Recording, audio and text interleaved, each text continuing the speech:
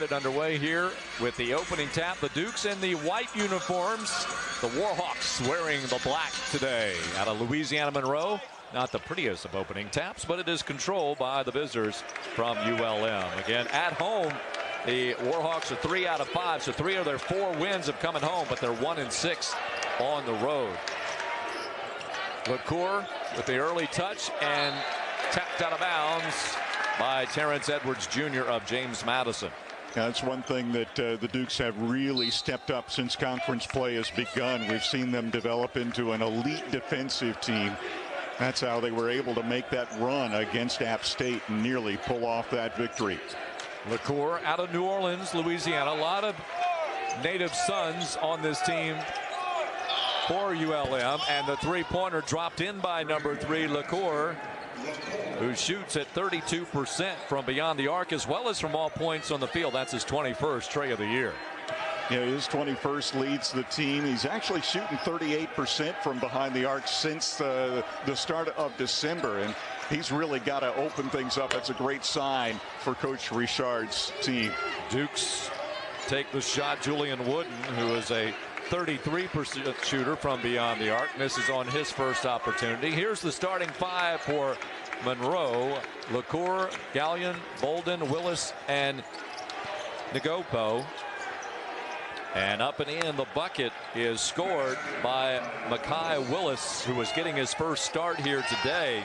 And one of the storylines, Nika Metsarashvili is out of the lineup today. He had a lower body injury last Thursday, tried to play through it Saturday, but things are not better for the men from the Republic of Georgia. And he is not in the lineup tonight. He averages 10 points a ball game. And that's a huge loss for the Warhawks. He's the only player who had started every game this year. Michael Green III can't get it to drop down for the Dukes. Rebound, second opportunity. Friedel off the heel of the iron.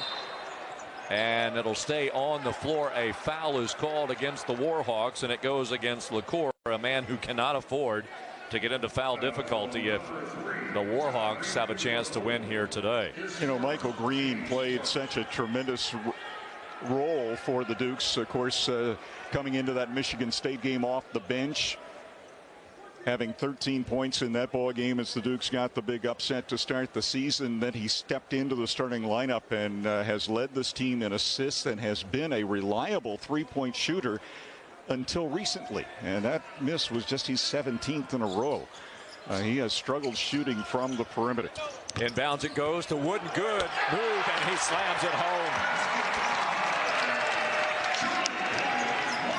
Great cut down the lane, and that one put through with some force for Wooden, who also has struggled a bit offensively for the Dukes recently. Edwards gambled a little bit, nearly paid off, and it does ultimately, as no bucket on the overplay defensively for the Dukes. Wooden will bring it down. Had an option to take the three, instead penetrating the kick out from the short corner right side off the front of the iron. Rebound is tracked down. It's Nagopo. Nagopo, 6'11", 236 pounds, a sophomore who was with St. Peter's when the Peacocks made it to the Final Four. He was a freshman that year, but redshirting, did not play. Stepping back, Gallion. Gallion, a somewhat local product out of Washington, D.C., a transfer from Buffalo. Coach Mark Byington in his 4th year at the helm of the Dukes, 65-34. See his winning percentage, nearly 66%. And he's a veteran, of course, of Sun Belt Conference play, so the ferocity of these games has been no surprise at all to the head coach of the Dukes. In the corner, Edwards gets it out to Green, launches the three. Can't get that one to tumble in. He's really looking to take the lid off that bucket. Bolden comes up with it ultimately. And here is LaCour working, but the JMU defense is there. Dukes have missed their first 5 shots from deep here early in the ball game and have taken 5 of their first 7 from beyond the arc. That may change ultimately for the Dukes. That's a 2 as it was towed on the line, nearly volleyed in. Battle for the loose basketball. Friedel ties it up, and that makes it James Madison basketball as the opening tap went to the Warhawks, and the Dukes will get it on the exchange. Keith Richard in his 14th season at his alma mater, and he has only left the state of Louisiana to coach for a short while at Marshall. When I asked him about it, you Louisiana guys like to stay home, he chuckled at the time. Yeah, spent some time at Louisiana Tech. There's a spin move for Terrence Edwards, who averages 17.1 points per ball game. Second in the Sun Belt in scoring, and he's so creative offensively, and it's good to see him get a foot in the paint, because you know when he's making that drive, he's also a threat to give up the ball with the assist. Second on the team in assists as well. Bolden has Bridell working on him defensively. Shot clock is down to 6. Here's the drive off the backboard. Rebound, follow-up, and a foul, as coming up with a basket is Bolden. Bolden just 6'4", but attacking the offensive glass. Foul on the court for the Dukes. We'll get that situated for you when we return, as ULM has a 7-6 lead at our first media timeout.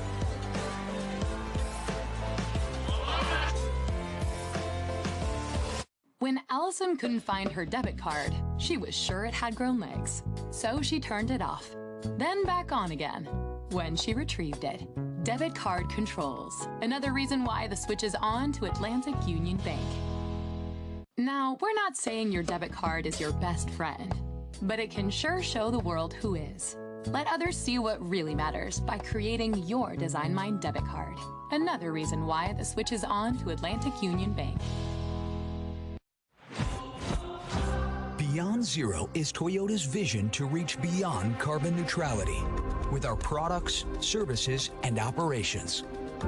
Today, we empower you to choose how to reduce your own carbon footprint with an electrified, diversified lineup of hybrids, plug-in hybrids, and battery EVs. Let's drive toward a carbon neutral future together. Toyota, let's go places. Nestled in the heart of the Shenandoah Valley, Cross Keys Vineyards is all about experiences. The unique spaces, the exquisite views, the delicious bistro creations, and of course the award-winning wine, all combined to create experiences you will never forget with those you love most. And when you bring home a bottle of wine from Cross Keys Vineyards, you bring part of that experience home with you. Come experience all that Cross Keys Vineyards has to offer you. Reservations available online at crosskeysvineyards.com. And welcome back, everyone, to the Atlantic Union Bank Center. Kurt Dudley and David Taylor. Let's welcome in the third member of our broadcast party here tonight, Corey Spector. Good evening, Corey. Kurt, good evening. Well, James Madison's last opponent was App State. 59-55 loss back on Saturday. The Mountaineers are the #2 shot-blocking team in America, only behind Arkansas. And so the #1 item on James Madison's game plan, shot faking. Unfortunately for the Dukes, the first shot fake did not occur until 8 minutes left in the first half. Coach Byington said, we didn't execute the game plan, and I got to do a better job coaching, getting that message through. But he did say, look, the sky isn't falling. In film, the coaches counted 9 missed wide-open threes and 2 what they deemed crazy transition defense mistakes that cost them 6 points that easily could have flipped the game around. Then Coach Byington dipped his toes into meteorology, and he said, do you want to call it partly cloudy or partly sunny? I think he's pretty optimistic, guys. I think he is. And, you know, as David said in our opening here about the shots, they're getting some of the shots they want. There were a lot of rim shots that did not go in for the Dukes against App State. Now, part of that was because shots were altered because of the big guys down below for the Mountaineers. You know, and every team, even the best shooting teams, are going to go through times where the ball just doesn't go in from deep, and you've got to be able to get some penetration. You've got to be able to finish at the rim.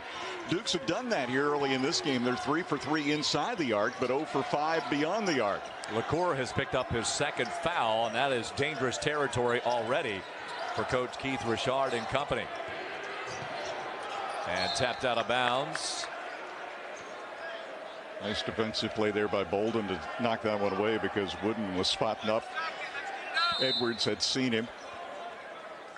And a timeout is called, a 30-second timeout for James Madison with 15:01 to go in this first half of play. Well, last year, this Warhawk team, David, started off 3-0 in league play and then won 6 out of the out of 9. This has been a total turnaround. And Coach Richard has said, we just had a difficult time scoring the basketball. They ended the season last year with 8 straight defeats. And that seems to have carried over to this year. Of course, it didn't help to open with Houston.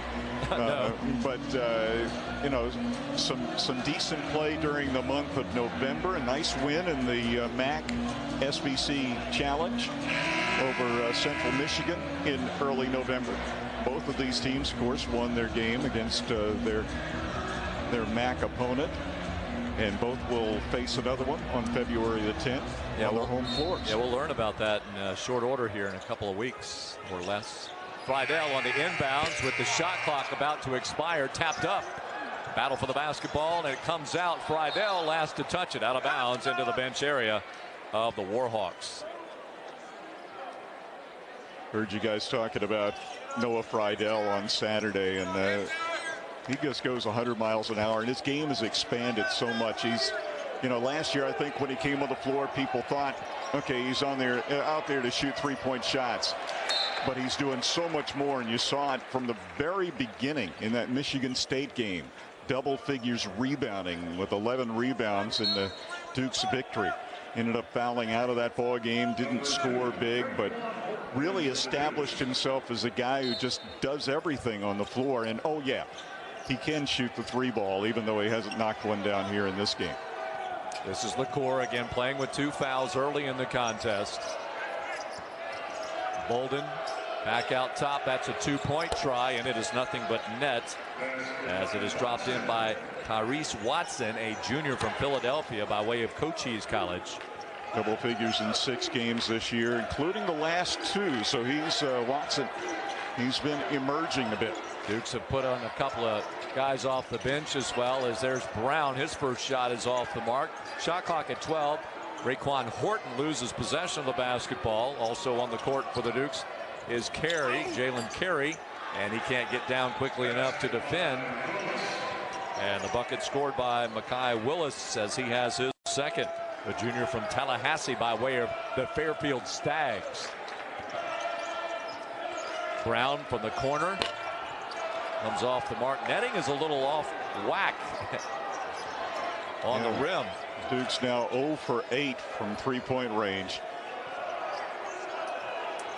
We're talking about the shooting as elevating as LaCour for the bucket. You know, and these 3-point shots aren't necessarily bad shots. They've all been in open. They've been in rhythm.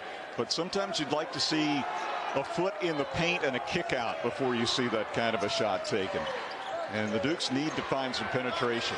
Horton will try to break the ice, will not do so. Tap out, ball free on the floor. LaCour comes up with it down the court, and Bolden will lay it in for the bucket. And a timeout called by Mark Byington. So we'll keep it right here. David, I want to break down a little bit on what the Dukes have done here over that 4-game stretch. Shooting at 40.8%, 106 of 260 coming in after these 4 games.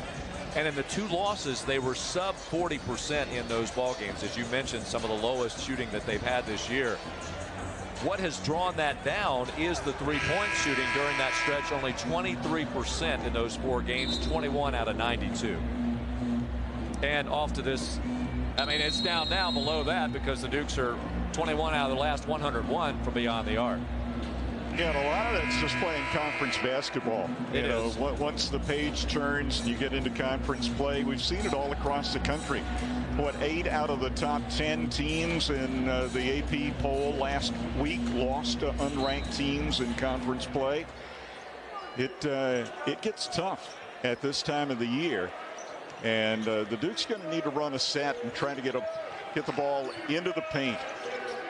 ULM on an 11-0 run over the last 2.5 minutes of the ball game, and going 5 for 5 in that stretch. Here's Horton, loses the handle, collects it, still time to shoot, and Brown gets up. He is fouled. The free throw to follow. Love that combination, Raquan Horton and Xavier Brown, as Mark Byington brings them into the game usually at the same time. They're a force on the defensive end of the floor, and there you saw the good passing by Horton. And Brown the chance for the conventional three-point play. And miss for Brown. That makes it an 8-point ball game.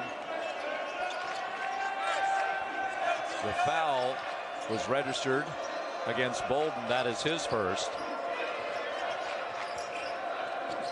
Watson with the dribble, picks it up, needs some help. LaCour out there, and a bump on Brown. That's his first personal foul. Team foul, just number 2. Brown with a clap of the hands. I'm not sure when the last time I saw a JMU Duke with this level of passion on the defensive end of the floor. He just loves playing defense. You can see it. He does. Carey nearly gets that steal. Lots of bodies collide. They let him play on. And it was the intensity of Brown there on LaCour that caused that lob pass to the post player.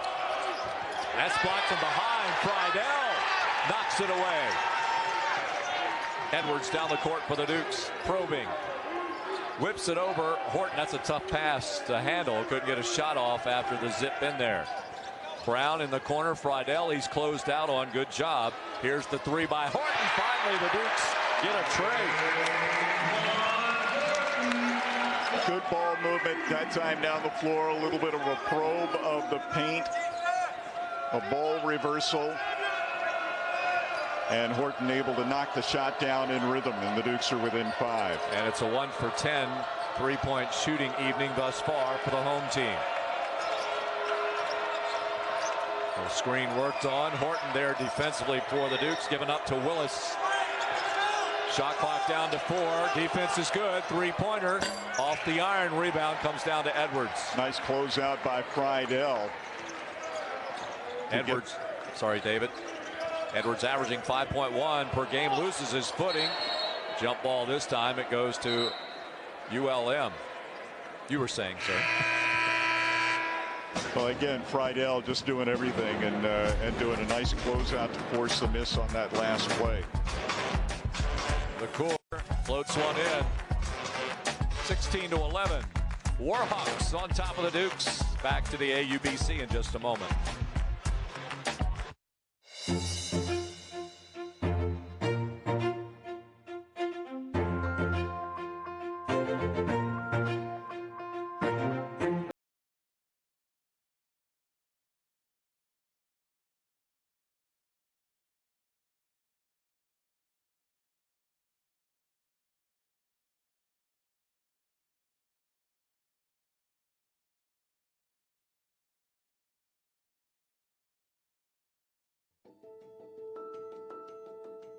These kids are our future, and the more that we can support them and the more they know that they can achieve things in life, then hopefully the further they'll go. The support we get from Centera Orthopedics is huge. They don't just wrap ankles.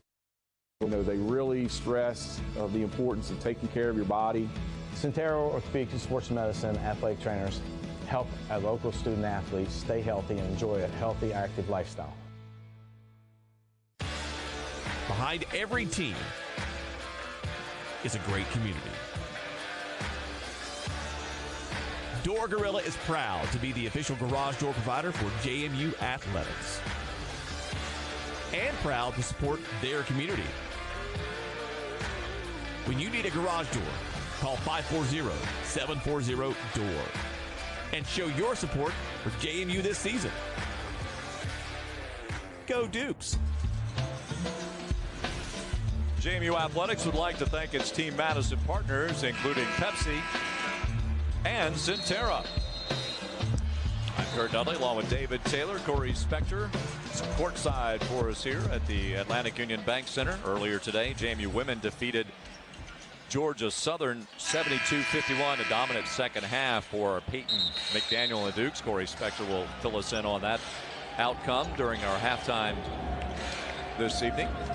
Warhawks have made 5 of their last 7 shots. They came in as the worst shooting team in the Sun Belt, less than 41%, but shooting it well here at 54% thus far in the ballgame. Yeah, they score about 67 points a game, which is also last, but there's a 3-pointer to add to the lead, 19-11. That dropped in by Mekhi Willis. Willis had 11 points to lead the team in scoring in their loss to Texas State last time around. Friedel launches the tray over top of everyone. Flat off the back of the iron. It lands into the midst of Watson. You know, and part of this is playing through it. The Dukes certainly, you know, the average fan's going to say, well, JMU needs to stop shooting three-point shots, and that's not what this team needs to do because it's so much a part of their offense. TJ Bickerstaff goes down hard as he is fouled. Willis picks up his first personal foul. Against Texas State, Willis 11 points and 7 rebounds. A healthy game for him. That's his first personal and team foul number 4. But the Dukes, you have to think, need to get a few more touches in the paint, even if that ultimately results in a kick out for a 3. Dukes also would like to see Bickerstaff get back to form. He was ill last week. Had missed a couple of practices, and I don't think he was quite himself for the 2 games the Dukes played here last week. Strong take to the bucket there, but the defense was there in numbers. Nearly a strong finish for LaCour. A rebounding foul. Watson called for the foul. That is team foul number 5. Dukes creeping up to possibly getting some free throws coming up here. And at the free throw line this season, the Dukes right now at 70%. Our friend Steve Buckhantz got to get those free throws. He has been watching those numbers pretty good. Steve will be back here on Saturday to join me for the Marshall game at 6 o'clock. In the paint, Edwards gets the contact. This is the first foul of the ball game from A.D. Dijou. That is his first. He is from Senegal, a transfer from Alabama Birmingham. His name is Alfushani Dijou. They called him A.D. I would too. I would, yeah. And we will. How about that? Edwards off the back of the iron. Edwards with a nice baseline drive there. A lot of things go into the Dukes offense. You know, we saw the Dukes early in the year. For a long while, they were the nation's top scoring team. They were over 100 points 3 times early in the season. Another game in the mid-90s. And part of it was just how they shared the basketball. They still lead the conference in assists. Driving up against Bickerstaff, won't fall. Bickerstaff called for the foul. Bolden will go to the free throw line. That's the first foul on Bickerstaff. Bickerstaff stands at 6'9", weighs in at 220. Started his career at Drexel, so was a former conference opponent of James Madison. Moved on to Boston College. And now here playing for Coach Mark Byington and company. As Bolden hits the free throw, he has 6. LaCour with 5. Wills has 7.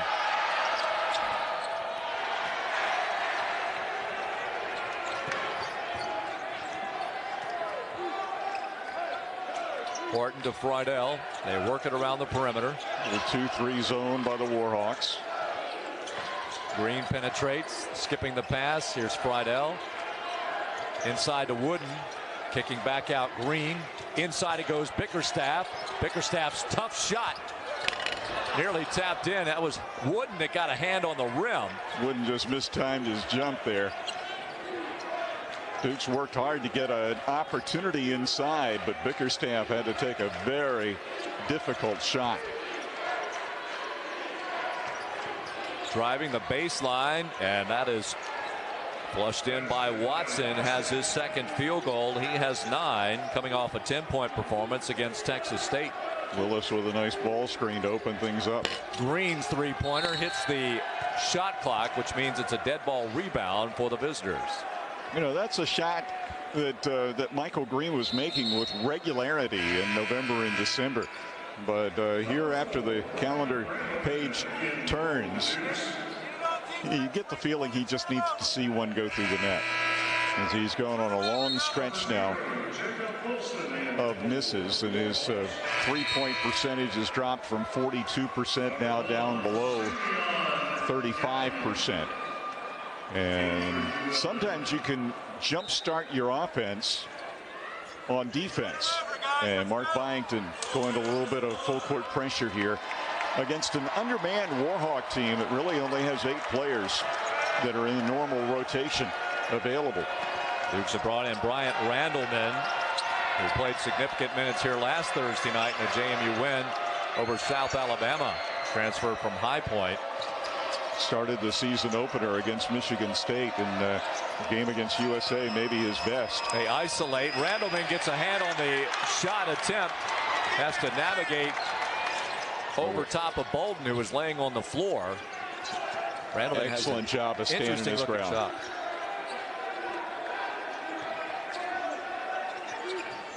In the corner, Horton. Good rotation. He's got his second tray. Dukes have found somebody who can knock it down from the perimeter. Circus style shot will not tumble in for Gallion. Horton, and he telegraphed that pass, picked off by Bolden. Wooden spotting up in his normal location in the corner. And a timeout called by the Warhawks. That'll send us to a media timeout as well. 7:05 to go. Horton has picked up his second tray, this time from the right pocket.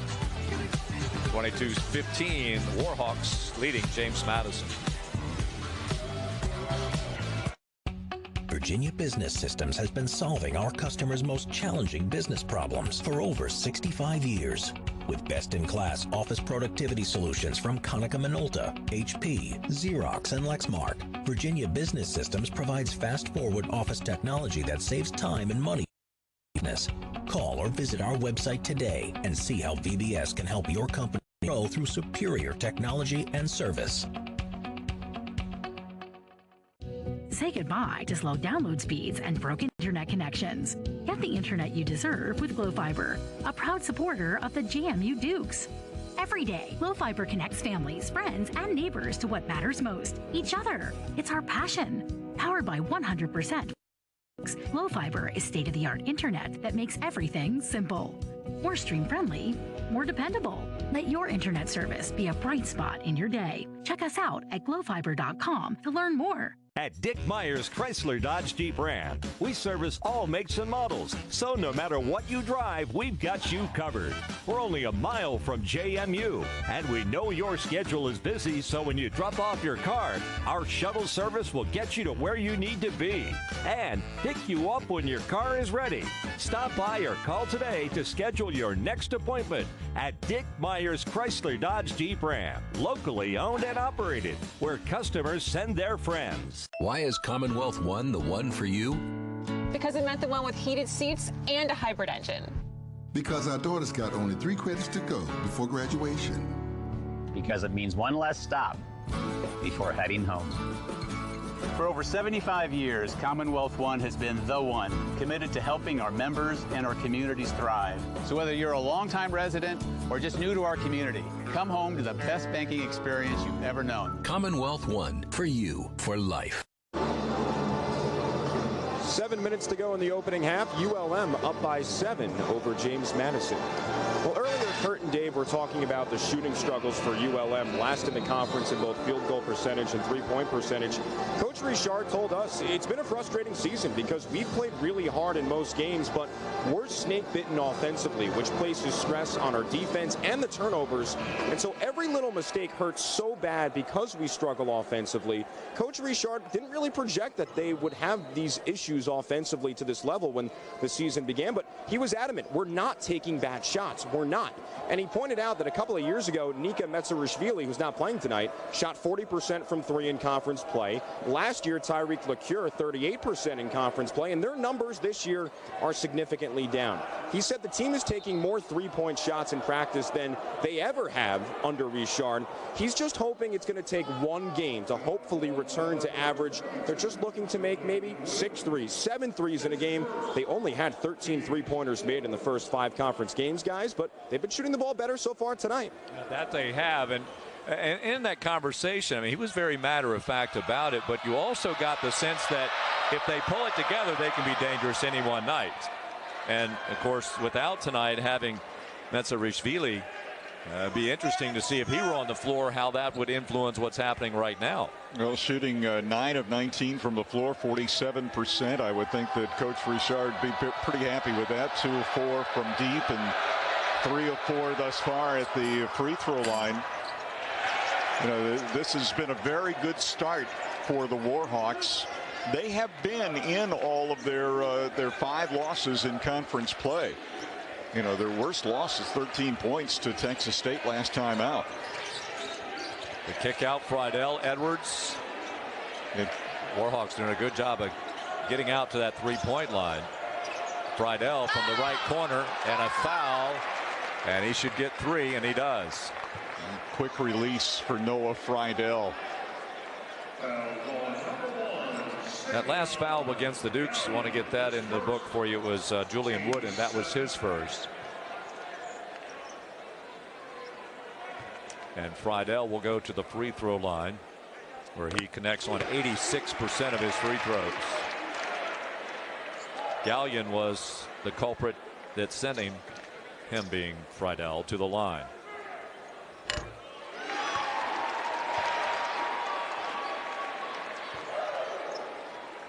Noah has a couple of 26-point ball games, including against South Alabama last Thursday night, as he hits all 3.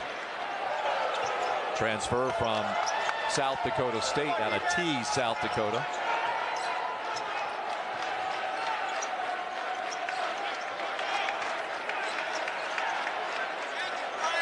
Approaching the 6-minute mark here in the first half of play. This is Jacob Wilson in the lineup, number 0. He was out there before our last break. So a low screen there by Bijou, springing open for that wide open shot, but Dukes knock it out of bounds. Comes back into AD. Bijou with the handoff. LaCour will run the offense from there. Randleman sticking to him. The kick out, three-pointer right wing, off the mark, and it's Bickerstaff dribbles quickly with LaCour right beside him. Randleman, baseline, that's a shot for Wooden. High arcing shot is good for number 22. Wooden with 4. Nice ball reversal. Wooden open for that mid-range jump shot, and especially when you can't get the three ball to go, sometimes that mid-range shot can really rectify your offensive game. And a foul called. And two shots will come up for the Dukes. The Warhawks. Nice look away pass by Randleman, ending in the Wooden jumper along the baseline. Friedel picks up his first personal foul, which sends Watson to the free throw line, where he is a 63% accurate shooter. And wholesale substitutions for both teams.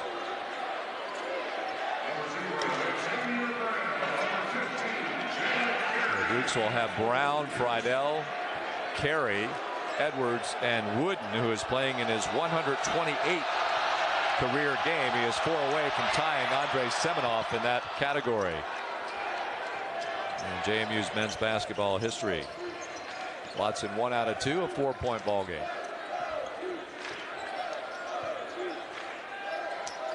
Brown, Carey, and Edwards on the perimeter. You got Wooden down in the right corner. Man-to-man defense now by the Warhawks. Left-handed shot is good. It's a three-pointer for Wooden. There you go. Little mid-range shot to get the comfort, see the ball tickle the twine, and step out beyond the arc and knock down the three, and the Dukes are back within one. JMU has hit its last three shots. Edwards nearly comes up with a turnover. And thank goodness for his athleticism, because he got over the Duquette sitting down on the floor.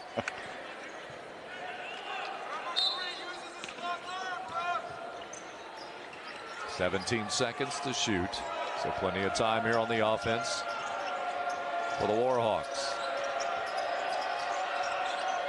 That's a two-pointer. Good-looking shot, but but Friedel boards it for JMU. Friedel in the air, finds Edwards. He lost the handle for just a second. Gets a screen, does Edwards.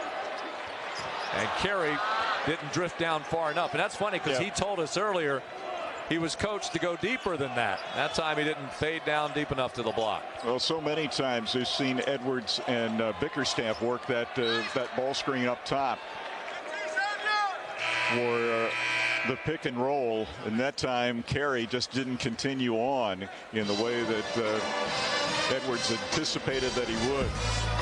Well, Dukes are down by one. They last led at 6-5. That was right before our first media timeout. ULM hanging on to the lead with just under 4 to play.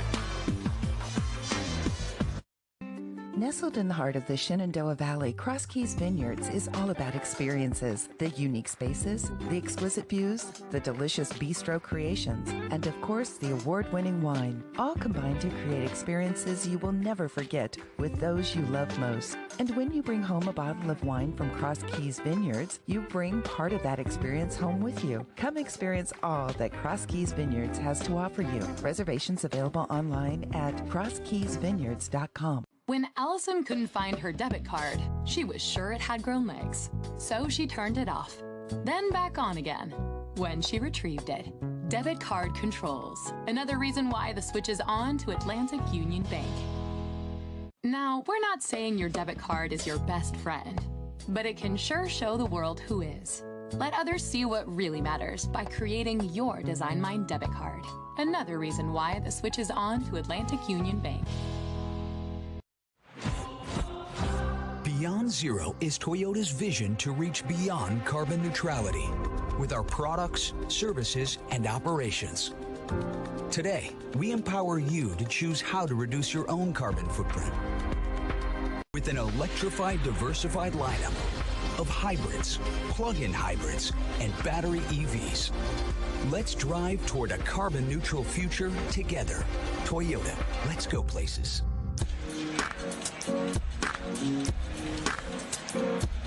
Today's game is presented by Appeal Production. Appeal Production is a proud partner of JMU Athletics.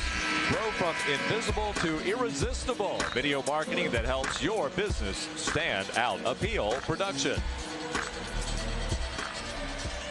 ULM with the 1-point margin over James Madison. David, I was watching Carey go to the bench, and Coach Byington used it as a teaching moment. Oh, he absolutely did.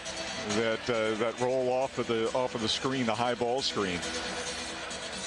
Goodness knows how much of the production we saw early in the season for both Terrence Edwards and for TJ Bickerstaff came off of that play, and the freshman. Opportunity to learn. But boy, he's been an impressive entry into the JMU lineup this season. His brother Vernon Carey played at Duke.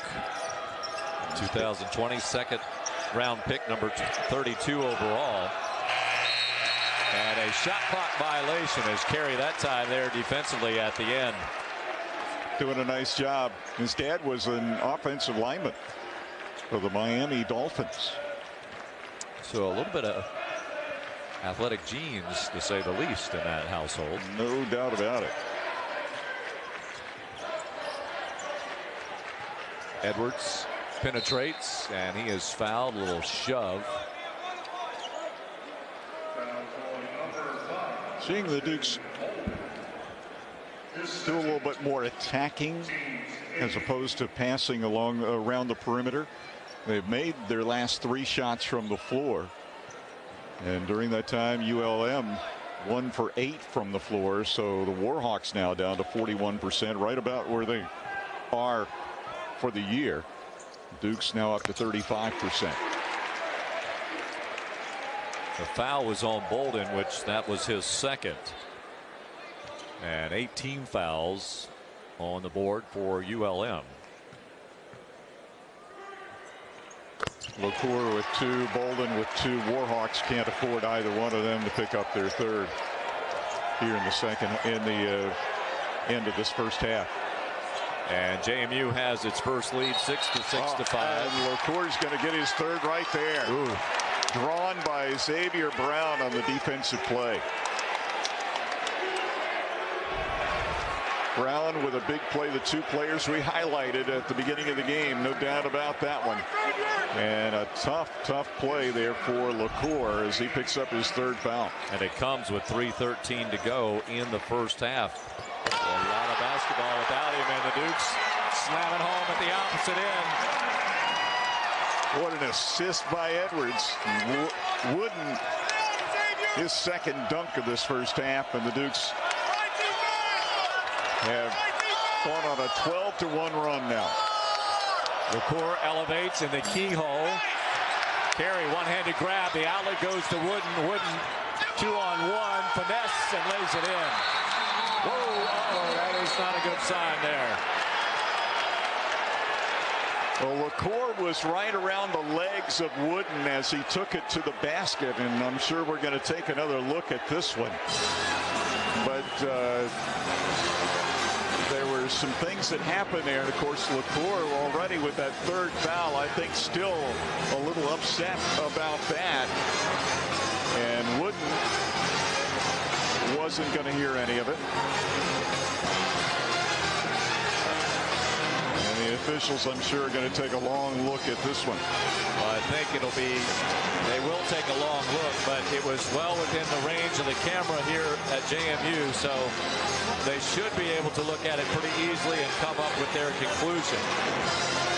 I was watching a game recently where it took about 10 or 12 minutes to decide, but there was a gathering of bodies and they just couldn't do anything to determine what was going on there. Make sure nothing happened or nothing excessive happened. I'll be back to you. Here goes Wooden laying it up and in. And you see him shove. Yeah, and I think the officials will see that as a shove. Well, before that, I thought,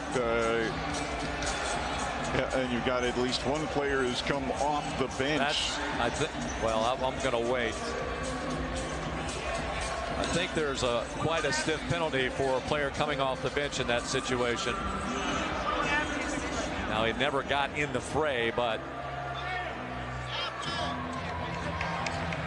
yeah, I think they would assess that as Wooden with a shove, not a punch, which could be a disqualifying foul. They did call a technical foul, and I believe that would be was on Wooden to start with. But there may be a number of things to get sorted out here. Well, David, we were talking about this a little bit in the women's game today, Missy Buck and I, and you know, the one characteristic or one common denominator in Sun Belt play, both men and women, it can get very physical. I mean, conference games can get very physical. No doubt about it. Which is fine, and you want your team to play with a lot of physicality, but keeping the composure, which I know it's an emotional situation out there, and you can't really. Sometimes it's just a reaction, you know, but you've got to learn to control your emotions out there and stay within the game.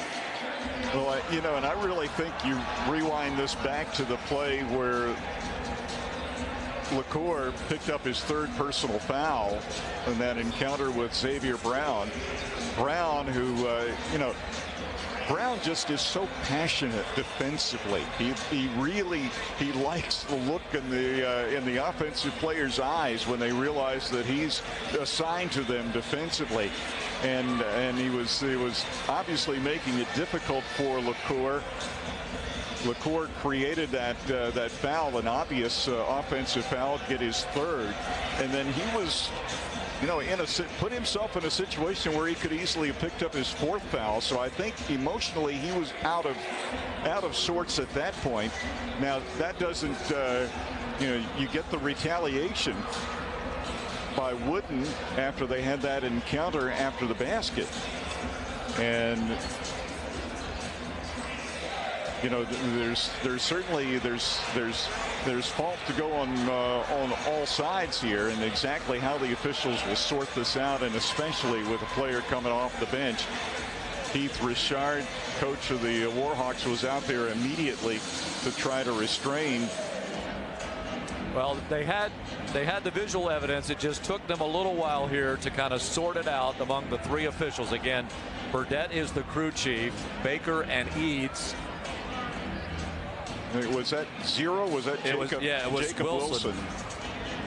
It was actually sophomore from Baton Rouge. Yes. Who same hometown as Coach Richard, and we'll get a ruling here. Mr. Baker will come over. And 22 white, 3 black. 0 left the bench but did not participate. He's got to be ejected, but there's no penalty for that. Okay, so I think the officials sorted that one out nicely. It's a double technical, and that's Wooden and LaCour. So that is going to be the 4th personal foul on LaCour, the leading scorer on this Warhawk team, with still 2:37 left to go in the first half. And then Jacob Wilson, a non-participant, comes onto the floor. So he is removed from the ball game. He is ejected from the game, as I was saying. And he is stiff penalty. One of the players in this rotation. And this shorthanded team is down to really just 7 players that play on a regular basis. And LaCour is in there with 4 personal fouls. And we're back to play. Well, for the Warhawks, there's obviously snakes in the bank as well. I mean, they have run into some difficult times, and they've had a little microcosm of that right here. Brown and Horton working. Also, Wooden picked up his 2nd foul as well with that technical. Here's Carey slamming it down. Another brilliant pass from Terrence Edwards. Edwards has his 3rd assist to go with 4 rebounds and 7 points. Does have a couple of turnovers. 31-24. JMU on a 16-1 run. And a foul called on Carey. Carey thought he was picking up some real estate. Carey just muscling a little bit, and whistles are going to come a little bit quicker here in the last couple of minutes of this first half after that encounter down at the other end of the floor a few moments ago. But how about the Heath Richard saying, well, we played well for a good portion of this first half, and he had to think at the beginning, maybe this is the game where this team turns it around and can find the bottom of the net on a regular basis.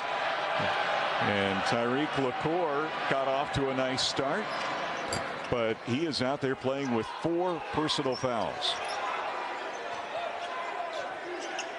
It's a couple of free throws, closing the gap to 5. And he's got 7 points. He and Willis now leading the team. Horton takes a long-range 3. Horton's got 3 of the 4 trays for the Dukes.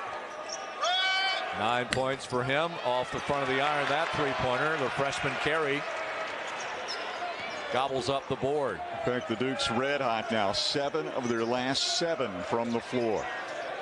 Step back for Edwards. That's a 3. Double figures for Terrence Edwards. 17-2 run for the JMU Dukes. We talked about the Dukes wanting to. There is Brown. And a foul on LaCour. His game is done rather early. Xavier Brown draws second charge from Tariq LaCour in the last 4 minutes. The other one I thought was a frustration foul by LaCour. That's just a tremendous defensive play by the Dukes. X factor, Xavier Brown. Edwards launches another three. Wow. He's up to 13. We talked about teams needing to see the ball go through the bucket. We thought at the beginning it might be the Warhawks. It's not. It's the Dukes. And once again, JMU on its typical, what has been a season-long pattern of 40-plus points in a half. 9 of their last 9. Off the iron, no good. Rebound. And put back up and in by Nagopo, and that'll end the first half of play. The Dukes were down by a considerable margin early in this contest, but